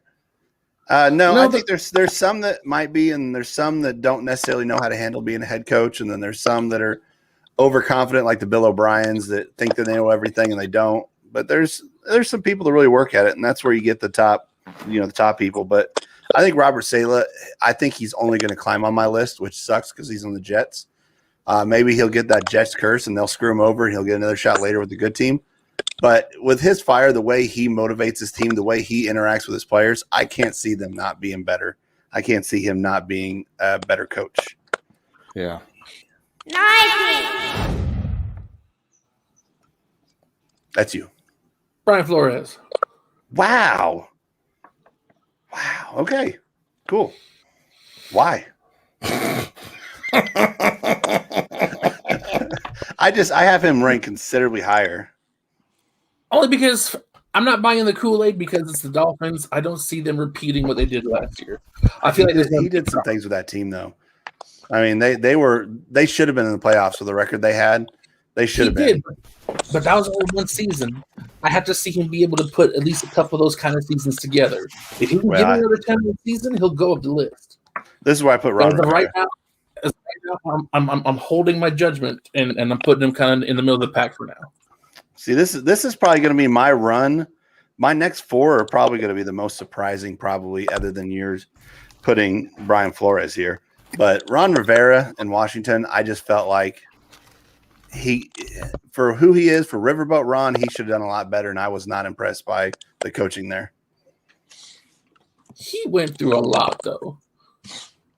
I don't care. He's supposed to be amazing. He's been to a Super Bowl, had an MVP quarterback. He really failed me when it comes down to it. He had Alex Smith, and he didn't even start him in the playoffs. And we all can agree we love Alex Smith, right? Like, we get it. Alex Smith Alex hurt. Smith. We love him. I'm not going to play the whole video. We don't have time. Alex Smith didn't play in the playoffs because he got hurt again. When is Alex Smith not hurt? No, Alex Smith could have played in the playoffs. He even said it. They didn't do it. Chad, you want to? And maybe that was for his own benefit, but he could have played. 18. I think this is me. This is No, where I he put had Mike Tomlin. That's why I put Kyle Shanahan. Kyle Shanahan. Wow, we really are going to differ on these higher ones. Mike Tomlin, I felt was is not a good coach. I feel like he took a good team and has slowly run them to the ground. Last year, he did a little bit better, and he started to gain some of my respect back. And then this year, he was the worst 12-0 team I've ever seen in my life. So I don't like him. Who are you guys? What number are you guys on right now? Like 14? No. I will kick you out again, Chad. We're at 18. 18, and you got Kyle Shanahan at 18? Yeah, He does. I told you to get interesting, Chad. You didn't believe us. Yeah, I'm I have sorry. Kyle Shanahan at 18 because he's given away too many big games for me to put him farther towards the top. With all the injuries they had, and they weren't. I guess they I'm weren't not talking really about. good, but I'm not just talking about last year. I'm talking about when he was in they were in Atlanta. the Super Bowl the year before, and he they went gave up it on the away. Chiefs big. And then he gave he it can away. only do so much. He had a game plan, and he was there, and then he can only do so much. I do not fault him for that Super Bowl loss. Game plan to let them give the Super Bowl to the Patriots when he was in Atlanta. And I watched him go everywhere as a coordinator and be amazing and put teams so high up. He always puts together a game plan. Always puts together a game plan. Now, I'll admit, this last year, they probably got hit with injuries harder than anybody. Mm-hmm. But I need him to stop teasing me. That's I need him fair. to give me something. Well, he'll give it to you real good. And that's why 17. I don't know who this is. I think this is me, and I think Matt's Ron frozen. Rivera. There he is. Okay, you put Ron Rivera there? Yeah. We are off a little bit. That makes this interesting. I put Sean McVay there. Really? Yeah, and it's kind of the same reason why you put Shanahan back there. He started off hot, and then he's just been regressing and regressing, and to the point where he took his star quarterback and got an old guy. So that's why I put him down there. Now, why do you have Rivera? Only because they had such a rough season. And I know he went through a lot. That's why I didn't put him lower. I mean, they made the playoffs, but I think a lot of their success was due to their defense more than anything. Mm-hmm. They did. But I want to see what happens next year when Ron Rivera. Yeah. I want to see what happens next year when Ron Rivera stays healthy for his offseason, doesn't have to go through all his cancer treatment and whatnot. And I want to see what he can actually put together in Washington. And I want 16. Go ahead, Matt. tell me we match on this one. Come on. Oh, we're Mike not Zimmer. going to match on this one. Damn. So you got frozen face. Mike Zimmer, middle of the pack, because that's what he turned the Vikings into. It's a middle of the pack team who's there, and they'll give you a little bit of a scare, but at the end of the season, you don't have to worry about them. Yeah, no, that's accurate. This is where I have Kevin Stefanski, NFL Coach of the Year. Your reigning coach of the year is 16? And I explained this all before whenever we complained about him being Coach of the Year, whenever I did, because he had a team that had Kitchen stayed, I still think would have been good. And again, the best game that team played is when he was at home in his basement, not even there. It just goes to show, I know he had a part in it still, but he wasn't there doing what he needed to for his team. So I think that he could definitely go up on this list. But I don't think it was as much him as the team, and that's why I put him middle of the pack. he has more to prove to me than about anybody else. And who'd you have here? Damn, but oh, Zimmer. Yeah, okay. You told me. You told me Zimmer. Okay. Yeah, Mike Zimmer. 15. This delay Matt is Nagy. killing me today.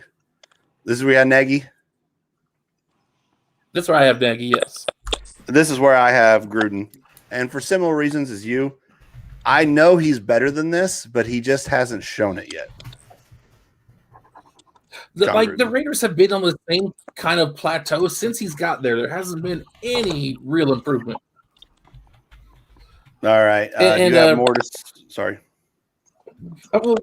I put Nagy a little higher because he is one of the better coaches they've had since I've watched football, but he still hasn't gotten them over the hump of being just second rate in their own division. See, that's what's kind of He's a little more dangerous than Mike Zimmer.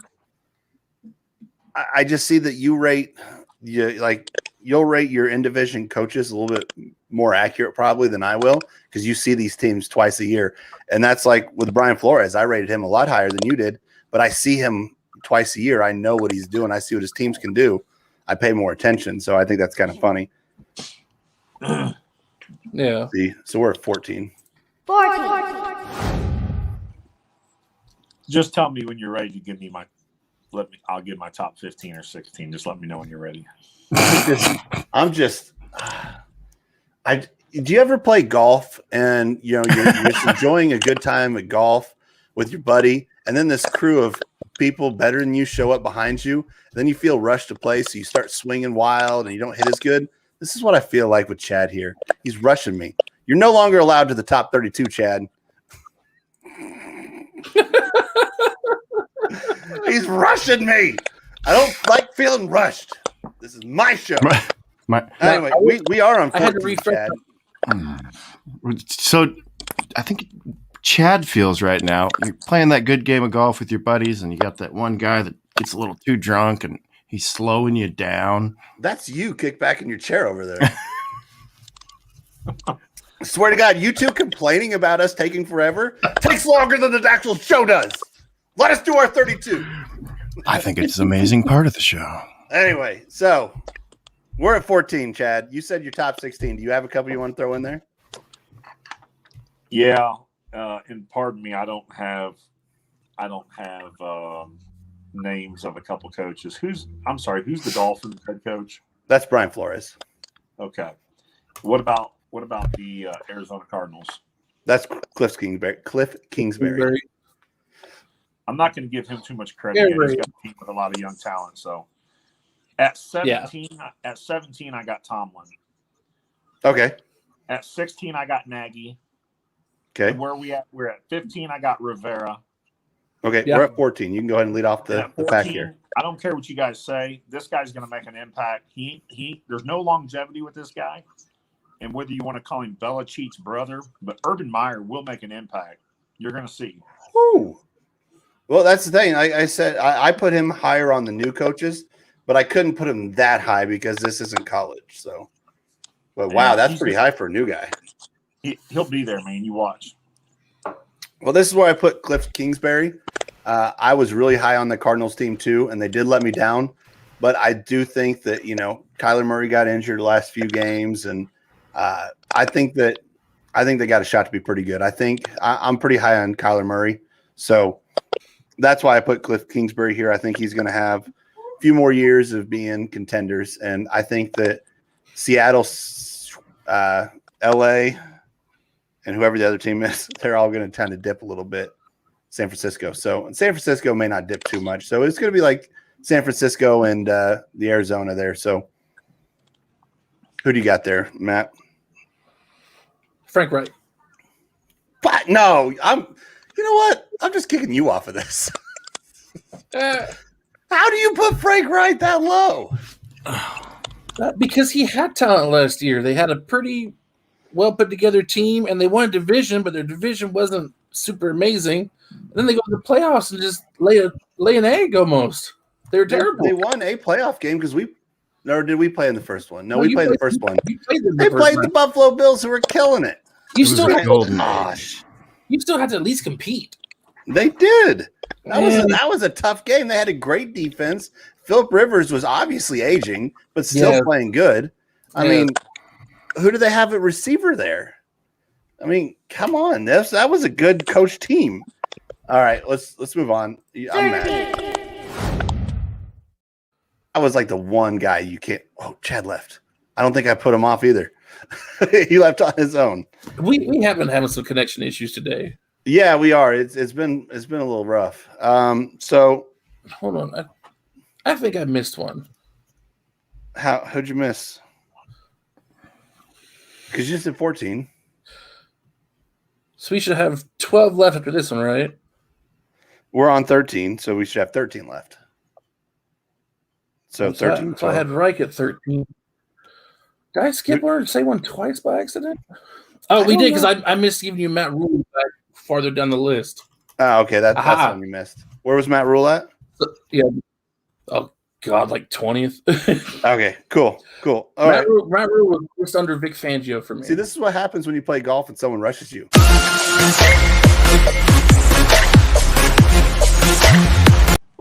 I can't get enough of your entrance, Chad. I really can't. I mean, it's still not much different because now is where I have Frank Reich.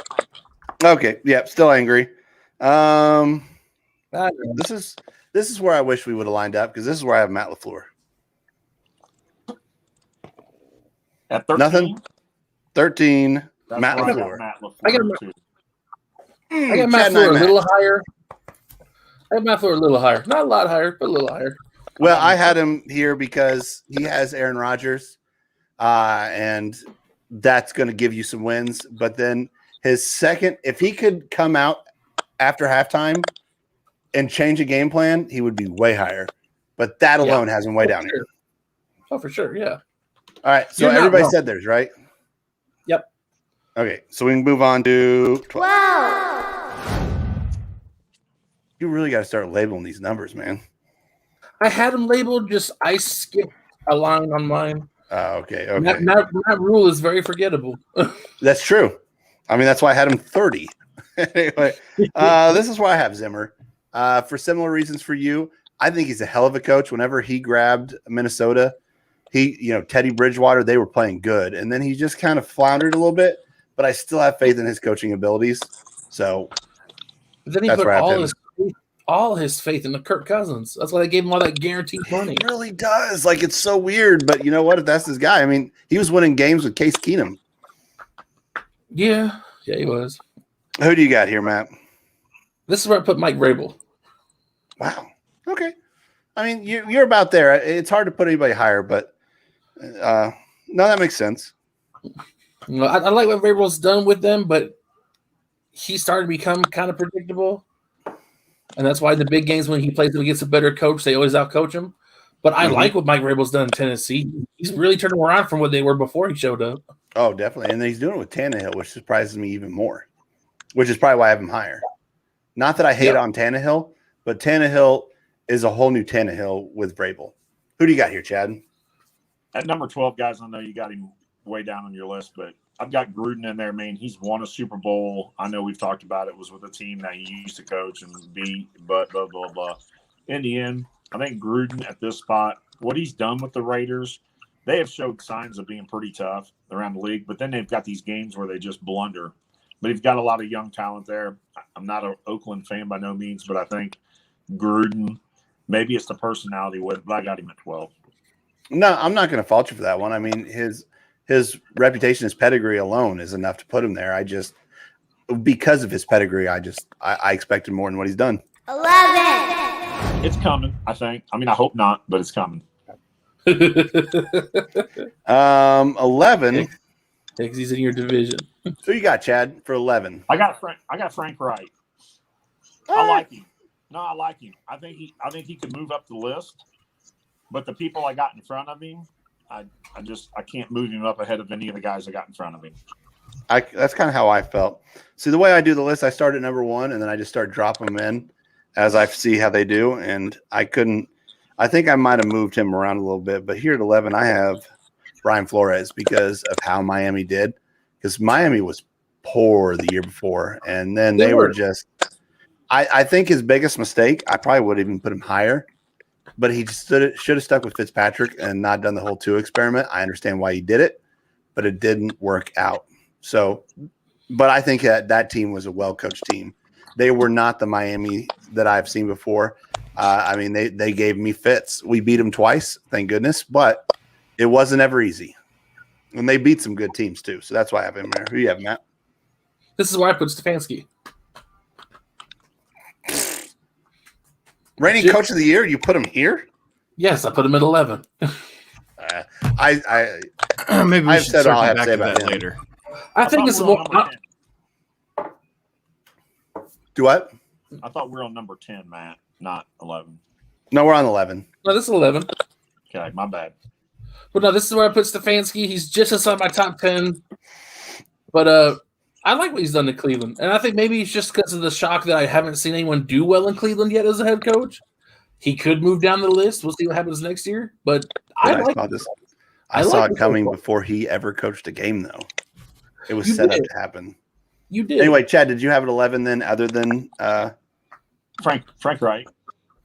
Okay, so now we're on 10. I got Sean McVay at 10. I know he's full of talent, but he is he's brought a new mind to the game. I mean, I think there's a lot there. I think his quarterback play, if they would have had, I think them getting rid of Goff may turn some tables for him. I do like Matt Stafford. I could see them going with more of a run and gun type quarterback, more so than Goff, and do very well in Los Angeles. So I think McVay's at 10. He's the last 3 years they've been pretty. I mean, with lots of injuries and this and that, he's been there. This is where I have Vrabel. Because, like I said, he's turned that Tennessee team around, and he's done it with Tannehill. I can't see putting him higher than some of these people, but I couldn't see him putting much lower than where he's at. Like, he's just been a solid coach. And that surprised the crap out of me. I didn't expect him to be that good. This is where I put Mike Tomlin. Flip? Because as terrible as that team was, they did still go 11-0. Yeah, you're right. And you're right. He's built pretty much that whole squad. He's put a great franchise together in Pittsburgh. I agree. I should have put Tomlin. Now, is it starting to be on the decline? It's been on the decline since he took over. Sure. The hardest thing to ever do is stay at one team of that amount of time. Not Pittsburgh. It is, though, man. They've had like 2 coaches in the last 132 years. But they're always there. It's actually 3 coaches, but yeah. They're always there. Yeah. Well, I mean, he had Ben Roethlisberger since the moment he went in there, post Ben Roethlisberger winning a Super Bowl. When you have the quarterback that could hit everything, it's a lot easier to remain coach, and the team has only regressed since he's been there. They haven't gotten better. They may have won some more games, but they haven't gotten better. That's my opinion. You guys are allowed your opinions, but Tomlin and I have never seen eye to eye on anything. And he can definitely slip down the roster, but as bad as that team turned out to be, he still got them to go 11-0, which isn't easy for anybody. You know, as much as we matched up on quarterbacks, I had a little better faith with us on this. What did we matched up on? I think Chad and I have 1, and you and I have 1. Yeah. Where are we at on 9? Well, hold on. 9. I think everybody's already said mine. I have John Harbaugh. I haven't said yours yet. No, I can see with Kyle. This is where I put Sean McVay. Wow. I mean, it makes sense. I can't fault him, but for the same reasons you put some other people lower, he started off so hot and I had so much faith in him, and then he dropped off. Whereas John Harbaugh, I may question some of his stuff, but he's always up there. He's always killing it. So that's why I got Harbaugh way higher up the list. Well, I think Sean McVay will do better because I think Matt Stafford is going to be a better quarterback for them than Goff was. It's possible. It's probable. I got you. He definitely won that trade. That was a good move on his part. And who'd you have, Chad? I had Kyle Shanahan at 9 because I think Kyle is another one of those young minds in the NFL. I mean, they did lose the Super Bowl to the Chiefs after having a pretty decent lead. And, I mean, his team, I think the Niners probably had maybe I'm wrong here. Tell me if I'm wrong. They had more issues with injuries and COVID and stuff like that this year than any other team, right? Yeah, they got hit hard. Easily number one. That hate to interrupt this no broadcast. matter where he goes, like Patrick said, no matter where he goes, he has showed huge success in running offenses and everything else. So, yes, why you interrupting the broadcast? Joe Flacco just called me. No, he didn't. He did. He just told me to tell Patrick to stop bugging him. Doesn't want to be the official quarterback. That's probably pretty accurate. So I had to interrupt. I took that phone call. I thought it was going to be Alex Jones, but it turned out to be Joe Flacco. At least he talks to one of us. Did we make it through that one? Yeah, number 9 we did. Or wait, yeah, you had McVay. McVay. Yeah. All right. Hey. This is where I put Frank Reich. Obviously he's an ex-Bill, so I hold him. But watching what he's done as an offensive coordinator and watching what he's done with Jacoby Brissett, with Phillip Rivers, with this team in general, I have been nothing but impressed with his coaching abilities. So I think pretty highly of him. I got Mike Vrabel because what he's done in Tennessee. Yes, you got Derrick Henry. He's a beast, but man, he is. I think the whole team all around. I mean, you're using a quarterback that don't have a lot of flash, but his numbers are good. I think it's everything to do with the right play calling. NFL's a tough league, man. You're not going to be, top every year. If you are, you're just going to be there for a short time unless you're the Patriots. But I think Mike Vrabel, man, I think he deserves a ton of respect coming in at 8. Yeah. And as far as players turning coaches, I think he might be the best one I've seen. I can't think of another one really. No, you're probably right. Now, and we're not talking those like players that were in the NFL but only as a backup and never actually played, because there's some of those that you don't realize were players. But yeah, if actual good players that played, like I said, he surprised the crap out of me. I didn't expect him to be as good as he is. Yeah. And wasn't he in Kansas City too? Vrabel? I don't. Yes. Yeah. Was he? Yeah, he played in Kansas City his last year or two. Mm-hmm. Okay. Who'd you have, Matt?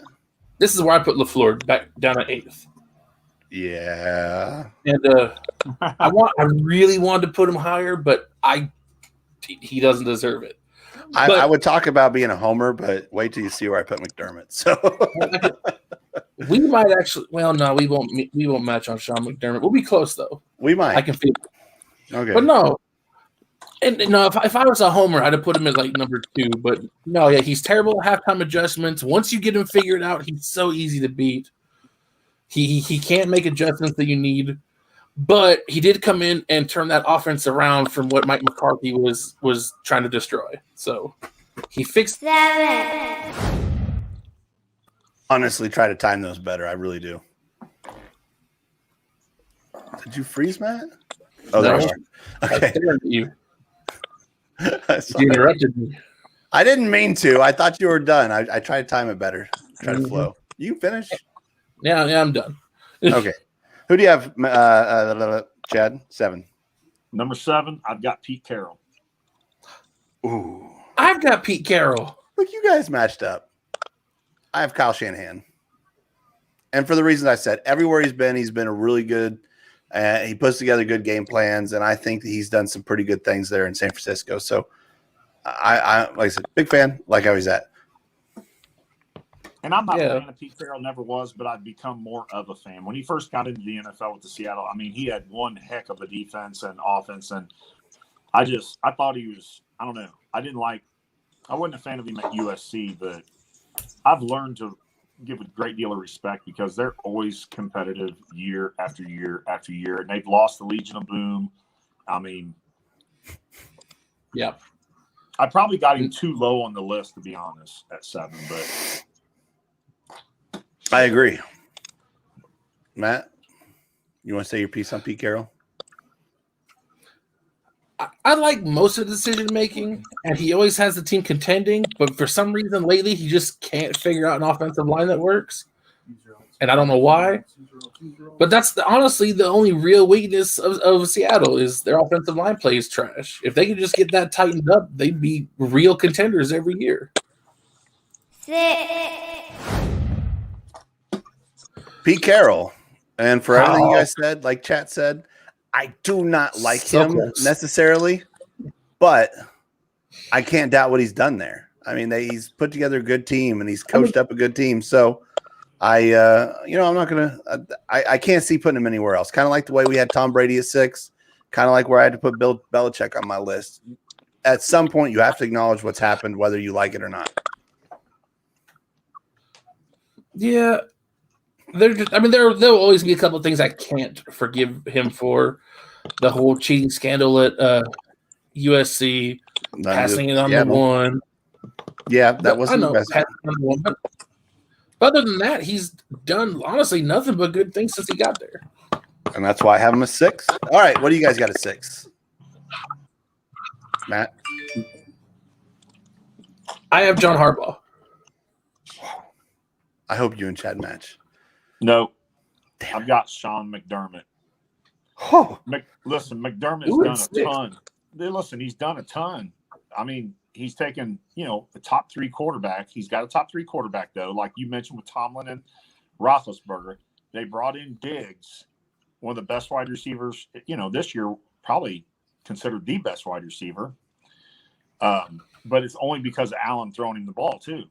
So McDermott is not as proven, but he will be proven over the next 5-7 years. So I've got McDermott at 6. Probably should have been a little bit lower than Pete Carroll, but I think what he's done I think he's the kind of coach that can stay in an area for a long time and produce. He don't have that Jim Harbaugh effect where he gets in there and he's just all fire, spitting fire, and then players kind of start to see this like, okay, he's a little bit over the hill on some of this. Like John Harbaugh's a little bit more even keel. But I think McDermott's going to be there for a solid 6-7 more years, and they're going to be really good. And then you had John, right? No, Yeah. I had McDermott at 6. Oh, yeah. I was talking to Matt. Oh. Yeah, that's where I had Harbaugh. Well, I can imagine why you have him there. I mean, it's because he had to – in his time there, he's had to really change his offensive scheme with the talent that's come through. He put together a good team to get Joe Flacco a ring. Granted, that was more because of the defense than anything. But Joe Flacco was your traditional quarterback and could throw deep. And don't mouth Joe Flacco. And then, but now he's got Lamar Jackson. He had to change everything, and he's made it work so far. No, he has. He's done what he's had to do, and he's maintained his spot in Baltimore for a long time. Look at that. That looks like a good grilled cheese right there. Just saying. So, I think wonder where a guy could find one of those. Oh, I know exactly where to find one. It's in Blue Springs. Anyway, or no, I think it might be Lee Summit. But anyway, I will chime in on number 1 when we get there. Yeah, I think we're all going to be on the but we're starting top 5, and so we're going to start doing this in order. Matt, you'll start 5. Bruce Arians. Nice. Chad? I did. You know what? I totally forgot about Bruce Arians on my top 15, so I apologize. Number 5, I got John Harbaugh. Like we said, dude, the guy's been there. He consistently produces unbelievably good defenses and teams that he's able to switch it up from having a guy like Flacco to Lamar Jackson. He's never in any controversy. I think he's the kind of coach that's got his players' backs. They like him. He's kind of like a Vrabel in a sense without having that really ex-NFL or ex-football experience so much. I like John Harbaugh a lot, man. Never been a huge Ravens fan, but I think John Harbaugh's number 5. Yeah, I don't fault you for it. I have Bruce Arians. Yeah. And for obvious reasons, he everywhere he's been, when he's interim head coach in Indianapolis, when he's in Arizona, and then winning a Super Bowl in Tampa, I just like his attitude, and he just puts together a good game plan, and that's just a hell of a coach. Matt, I don't think you got it. He does. There you go. He does. I didn't want to put him higher because I still feel like he bit too much of Belichick's style to really feel like this was his own Super Bowl. But still, other than having a competent quarterback, the rest of that team he put together, he did a really good job of getting talent to come down. And then once Tom Brady showed up, that was it. But isn't that what you're supposed to do? Aren't you supposed to kind of like take where you've learned all of your skills from your sensei, your master, and then add a little bit of your own stuff into it. I mean, look at Mr. Bruce Arians Miyagi. wasn't. He wasn't a Belichick guy, was he? Karate Kid and Mr. Miyagi. I mean, No, you he's know, talking about Tom Brady. Oh, I'm confused. Yeah. You said something about Well, Brady. no, that's what you're supposed to do. Oh, okay. No. That's what I'm saying. They took what Belichick put together. Brady got them to basically turn into the Tampa Bay Patriots, and that's when they started really winning. I don't think it was so much of that. I think that they had to work towards Brady's skill set because he's a 90-year-old quarterback. But it was still, I mean, Bruce Arians, that's part of being a good coach. You work towards that's where a lot of coaches fail, is they try to run their systems. But if you don't have the player to run your system, you're just going to fail. So you have to go towards your player's strengths. And that's what he did. Tom Brady, I think he did. Saying that he just went off of what Bill Belichick taught him. Basically, he just let Tom Brady do Tom Brady things because he has been in the league for like 32 years. He knows how to do stuff. He's not an idiot. No one's ever claimed he was an idiot. I just think he's not got the talent of a lot of these quarterbacks, but he's a hard worker and he did what he had to do. And I think that's where Arians used him, and that's good. It got him a Super Bowl. And he uses German Brady technology to oxygenate his blood. Arians a Super Bowl fella. Sorry. That's why he's in my top 5. Yep. Brady got Arians a Super Bowl. Don't forget it. You shut your mouth. 4. You can take that. Noticed. Put it on Facebook and see if Arians got Brady a Super Bowl or Brady got Arians a Super Bowl. We'll see what that. Arians got Brady a Super Bowl. Anyway, is Patrick switching drinks here? Is anybody else noticing that? Every time he picks up a glass, it's a different one. You got it. It's a long show, man. Hey, Chad, this is you, number 4. Wes, yes, do you have Chad. any more of that? Do you have any more of that water? Man, I think I got a cup this time, man. You want a cup of water? What about this one? There you go. See, it keeps getting bigger. All right, I'll go ahead and stay. There you go. At number 4, I got Sean Payton. All right. I got Sean Payton. You son of a gun. I have Sean McDermott. That's because you're a Bills fan. I got Sean McDermott at number 1. That's a good man. Really? Yeah, I think that he deserves the spot. I don't think the top 2 that you guys probably have up there. I don't know. I've got my reasons, but you guys go ahead with your number 5. We'll chime in. So I'm going to chime in on why I have Sean McDermott because I am a homer. There ain't no doubt, but I still look at it, and I couldn't put him before the next 3 because, like Chad said, he hasn't done it long enough yet. So to put him 4 in the time that he's been here is, I think that's pretty high. But he built this team. If you go to the last coaching regime, there's like 1, maybe 2 players still on this team, and he took it and molded this thing into one of the best teams in Buffalo Bills history. And we went. That's why I think he should be higher. I think 4 is you're cutting him short. Well, and I'll explain why in the next 3. And it basically comes down to not necessarily it's just the pedigrees. He done it for 3 years. These other guys have done it for 3 decades. Yeah. Anyway, go ahead, Matt and Chad. You guys discuss amongst yourself. Sean Payton. I mean, he's a player's coach. He's got a really good offense put together down there. He's got he got Mike Thomas. He got Kamara. And they're just always a real good contender. Honestly, they just hit some really bad luck the past 3 years in the playoffs. You know, the Minnesota Miracle, that huge no call against the Rams. If it wasn't for those 2 things, he might have another ring by now. Who knows? Yeah, I agree.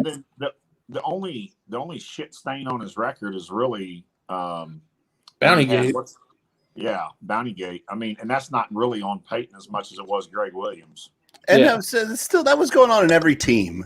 They're just the ones that got caught for it. I agree. They were trying to find a way to. I know. 3. And this is where I have Sean Payton for the reason you guys said. He's had a hell of a team forever. He's just and it's good coaching. I think that having Breeze has been a big help to him, but I think that Breeze benefited from Sean as much as Sean has benefited from Breeze. So I agree. And I think Breeze would admit that. I think they both would. It's been perfect symbiotic. kind of like Matt, Tony Dungy and Peyton Manning. Peyton Manning did it without Tony though. I think Tony Dungy benefited was the right more coach. from Peyton. I think Dungy was the right coach in that sense that he didn't try to take over what Peyton had the ability to do. So. Mm-hmm. And then after that, Peyton had been so successful, he could just tell everybody what to do. Matt, who you got here at number 3? Yeah. Sean McDermott. Oh, boy. Chad, who do you got? Yeah, I've got Bill Belichick at number 3. Whew. I'm interested in your top 2 then. So, Matt, you want to discuss Sean McDermott because I want to hear about it. I just really like what he's done in Buffalo. He built that whole team, the whole team, not just the defense, not just brought in some offensive weapons. Everything that's there is Sean McDermott's, and so far it's worked really well. Now, granted, this postseason in all 3 games they didn't look like they were playing under their full potential. If they could ever take it to the postseason what they did in the regular season, they're going to be dated. And they're learning. And if anybody's going to teach him and take him there, it's going to be him. Yeah, well, we're all 1 score away. Yeah. All right, Chad. So off all of those games. Chad, you got Belichick at 3. Yeah. Billy Bill. Why? You want to know my number 2? No, I want to know what. I mean, obviously we know he's good, but listen, he's a legend. He's a legend. Whether you call him Belichick or Belichick, look what they've done over the years, dude. I mean, let's face it. If the Patriots had their teams over the last decade, we may not give the Bills as much credit right now. Truth. And the Bills are great, dude. But the Bills have always been in a division with a dynasty. The best year after year team every year that's been put on the gridiron for the last decade or more. So Bill Belichick, dude, honestly could be on anyone's number 1 and I would not object. But I've got number 3 for good reason. I'm like watching you. Like, he's good to hear. Now's the time. You always add a little bit on. So I want to know your number 2 then, because I think I know your number 1. So Andy Reid's number 2. Andy Reid really? He's got more the family tree throughout the league. And I know you ranked Nagy way down. And there's a bunch. I mean, didn't McDermott come from Andy Reid? Yes. I mean, there's a bunch of them, man. Andy Reid is everybody loves Andy Reid too, dude. Anybody that talks about eating a cheeseburger after a big Super Bowl win or a game, he's a player's coach. His offensive mind is unbelievable, dude. I think he's just. I have no idea who you put 1. He's good for the game of football, dude. Really good. Like, this is driving me nuts. Like, I thought I know Chad's list, and I'm going through. I'm like, he said all these names. Who could he possibly like? If he put someone at 1, they're like the last half of mine. Anyway, I have. Are we on 2? Dude. I got so thrown off. This is where I have Belichick. Again, I can't stand the dude. I do think that, with all the controversies he's had, all the cheating that's happened, he always seems to get away with it and say, well, I didn't know. That dude knows everything that's happening in every team in the football. I don't think he gets away with that. But he does have the pedigree, and I think that he's put together hell of a teams just all the time. And even when Tom Brady was successful, it was defense, it was run game. That was what was pushing the entire time. And you're not Bill Belichick if you're not at least in there. So that's why I have him 2, even though I hate to do it. I had Andy Reid at number 2 also. So are you guys doing this ranking? Is this just for the 2021 season? Just for the current head coaches, yes.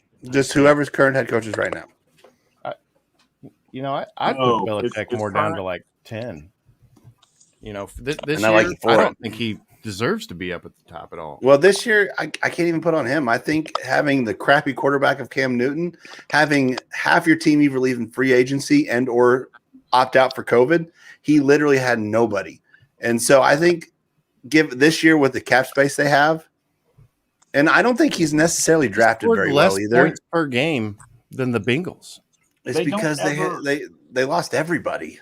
Listen, for them to be that good for that long in draft number 30 or 31 every year. Mhm. Yeah. The only big name I can remember that they've ever brought in was Randy Moss. Yep. They brought in some other people. They had Ocho Cinco. How do you say they don't have a big name? Dude, That Ocho Cinco. Ocho Cinco didn't do anything. No. Did you explain your Andy Reid, Ehlers?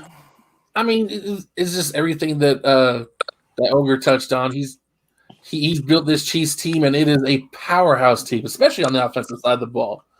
You know, they took a 14th ranked defense in the Super Bowl. That's because their offense is so potent. Everybody on it is a danger to score. You don't know who to cover.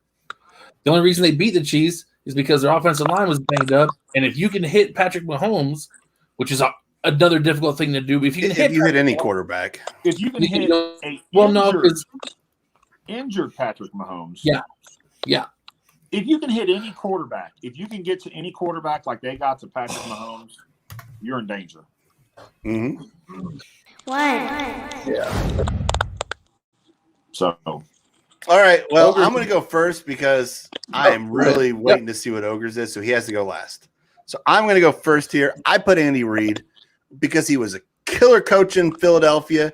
He's a killer coach in freaking Kansas City. I think that Patrick Mahomes, like we said about Tom Brady, or not Tom Brady, but Tom Brady, Belichick, Drew Brees, and Sean Payton, I think that Patrick Mahomes benefits just as much from Andy Reid's play calling as Andy Reid benefits from his just ingenuity and how he does stuff. So, so that's why I put him number one. I just, of course, 2 Super Bowls in a row, won one, lost one. I think that there was some coaching mistakes in this one, but I just can't see putting him anywhere else. Yeah. Matt, you're up. My number one's Bill Belichick. And here's Son the of thing. a bitch. It's not. Now, here's the thing. It's not based off everything he did before. I'm talking about just 2020. I put on Bill Belichick because he lost everybody. He got the worst Cam Newton we've ever seen. Yeah, he had the worst Cam Newton we've ever seen be a Cam Newton. And he still had a top 10 defense with a bunch of people we've never heard of. Patrick, can you toss up the photo of Emperor Palpatine I sent you there in the packet? I'll see if I can do that real quick. I mean, don't think that their Death Star is any threat in the foreseeable future, but you know. No, once they're healthy, they're going to be dangerous again. I don't know. I mean, but the dude really does look like the Dark Lord. Yeah. Of course he does. You know what's funny is I've seen some stuff off the field. He actually has a decent sense of humor and might be an all right guy. I've just hated him for so many. I hear he likes massage. Over half of my life. No, that's the owner. That's the owner likes massage. Well, you don't know. The best thing about Belichick is whenever they're doing these post-game interviews or before, like throughout the season, he's in the middle of the week, he does these interviews, and they're like, so, Coach, how are you going to da-da-da? He goes, Coach, what happened last week? Oh, we're on to the next team. All right. Are you good, Matt? We're I don't know if we're having difficulties or. Yeah, I've been having difficulties. You guys have been going in and out of me all show. I'm just rolling with it. I apologize to anybody watching this if this is off because there's been a delay between me and Matt, and I don't know if it's my connection, his connection. I'm just going to blame Wes. That seems like the right thing to do. McDermott, number one. I think Chad's frozen. I think Chad's frozen as well. And I really want to hear what his number one was because Chad's the king of suspense. He went and froze on us. Okay, Wes, I really want you to do that because I can agree with you. The only problem I have with McDermott number one is it's only been 3 years. And listen, but again, Ehlers talks about just for 1 year. I take everything into consideration. If you're a coach, I even take some of their coordinator positions. So if you're going to do the ranking for the 2020, 21 season, I say McDermott brought his team up from nothing. nothing. I thought he should have been coach of the year completely. Right. But I mean, if hands I'm down, ranking I think current he's number one coaches- for the year. Yeah, no, I said that whenever we did the NFL honors, Yeah. but whenever I do this, I'm ranking the coaches based off of who they are, who is the best coach in the league right now. And McDermott, I think, has done some amazing things, but he's only done it for 3 years, and it's hard for me to put him over anybody like Sean Payton, who's done it for a decade, who Bill Belichick, who's done it for 15 years, and Andy Reid, who's done it for 30 years between two teams. Andy Reid kind of, when something happens with the team, though, it shakes him up and it shakes his team up. I don't think he is able to hold his team's composure when something happens. I definitely think his son's accident, hopefully that little girl's doing okay, shook him and his team, and it was very apparent in the Super Bowl. I think there's a lot of things that happened in that Super Bowl that the coaching could have changed. They should have had a blocking tight end as long as Kelsey in there to help offset that line. I think that they should have protected Patrick Mahomes a lot more than what they did. Yeah. Oh man, I'm dying right now. Freaking Chad left us. I think the Titans coach needs to be up in there too. Well, I had Vrabel pretty high. Here he said Mike Vrabel. Right, and then he's coming back. I had Vrabel at 10, and the Fleur, and again, he's pretty new too. And Tomlin. Tomlin's on the decline.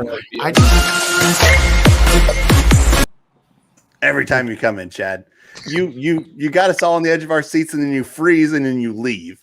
Kills me. On that When number my one. phone gets, what it is when I stream from my phone, when it gets so hot is when we get all that distortion. Ah, gotcha. Just got to work out. So, Chad, my laptop's also warm right now. No. I just want to know his number one. Oh, there he is. Get him on Chad. The iPad Pro. Get the MacBook say your out. Number one, Chad. That's all I want to know is who your number one is. Just say you guys there? Yeah. I look like I'm frozen on my screen. Okay, guys. He's going to freeze again. Are we on number 3? Number one. Who's your number one, Chad, before you die again? The number one, the coach, the Bears, Mike Ditka, baby. He's not a current coach. I'm kidding, guys. Number one's Andy Reid. Just follow suit. Number two's Belichick. Number three's Peyton.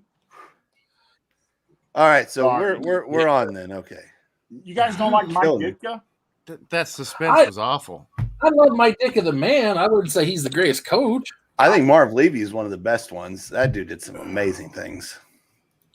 Yeah, Marv Levy. It's a joke, guys. It's a joke. I know. It was a lot of suspense on our show. So, hey, guys. I figured it'd take you for a little spin there, Patrick. You did. I don't know if you saw me. Like, I got completely confused. I'm looking at my list. I'm like, if he's picking a number one, it's going to be the last 16. Like, it's going to be bottom 16 of the league. Dude, all I can remember on Saturday Night Live when they used to do that skit of the Bears, and they'd be like, so who would win, Ditka or a Cyclone? Oh, 52 to -7, huh? I remember the one they did when Mike Ditka moved to New Orleans to be their coach, and they didn't know what to do with themselves. So the one dude made a homemade half Bears, half Saints Mike Ditka shirt, and he moved to the exact town that's equidistant from Chicago and New Orleans. You guys watch more stuff than I do. Oh my gosh, guys, that was Up the Gut. Rate some stuff.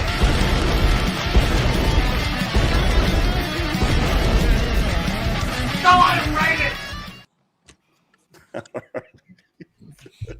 We did. All right. That was an adventure. All right. Oh, that's going to get you in trouble. What's that?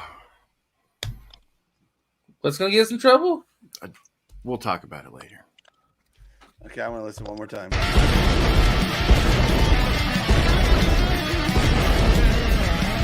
Go on and rate it. I love that intro. I don't know. I like it. I think it's wonderful. Well. I love it. It's the best thing ever. So, I think we made it through everything we need to make it to. There's no flip and flip that guy unless anybody has one. No one's officially pissed me off this week. So Nope.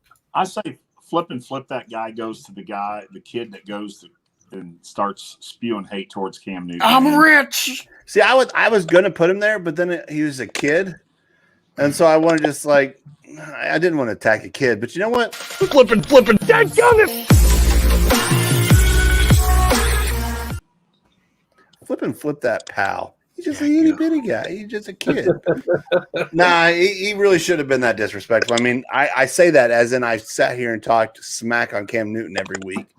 But you're not going to look at his face and go, dude, you suck. I would say I don't think you're the quarterback that you claim to be. I don't like whenever you run in the touchdown when you haven't had more than 35 yards passing in the fourth quarter and you go like this. That's stupid. And then he beat me up. But you would respectfully chop him down. No, I mean I would come at him with true stuff, but Yeah, I would come at him, but I wouldn't sit there and say, "You're a free agent. I'm rich." Yeah, you would be a dick about it. I might be. I mean, I've been a dick here, but I mean, when it comes down to it, he has been an MVP in the league. He has been to a Super Bowl. He's had success. Yeah. You guys want to watch the video? It's only a couple minutes. Yeah. I mean, I gotta go because I'm going off the hotspot on my phone and my phone's about to die. Hey, if Matt's going, we're going. You guys check it out. It's all over the place. Just look up Kid Mouth's Cam Newton. Outside the Narrative, Saturday mornings, 10:30. Check out Wes. Chad will be there chopping meat. Cooking with Chad will be on there. He's going to do some sushi rolls. Nice. I will not be on there. I think I have to work this Saturday again. Listen, this Saturday, I'm going to be staying in Springfield here. I'm supposed to be running a bunch of claims, so I'm going to try to be a part of it if I can. Maybe we. What about Sunday afternoon? Does that work for you guys? You never know. Sunday's kind of the family day. So that's the Disney night. That's when you watch The Mandalorian, isn't it? No, you're a big fan of that show. Watch that. So I am going to also say Taste Bud guys. They do videos. I think Monday, Wednesday, Saturday. Monday night they do live. Guys, do Taste Bud guys. Check those guys out. Good show. I may have missed somebody, but Wes, thanks for being here. Chad, it's always good having you. Don't complain about my top 32 because next we're going to do top 64 receivers. Oh, wait, am I doing it wrong? The gut.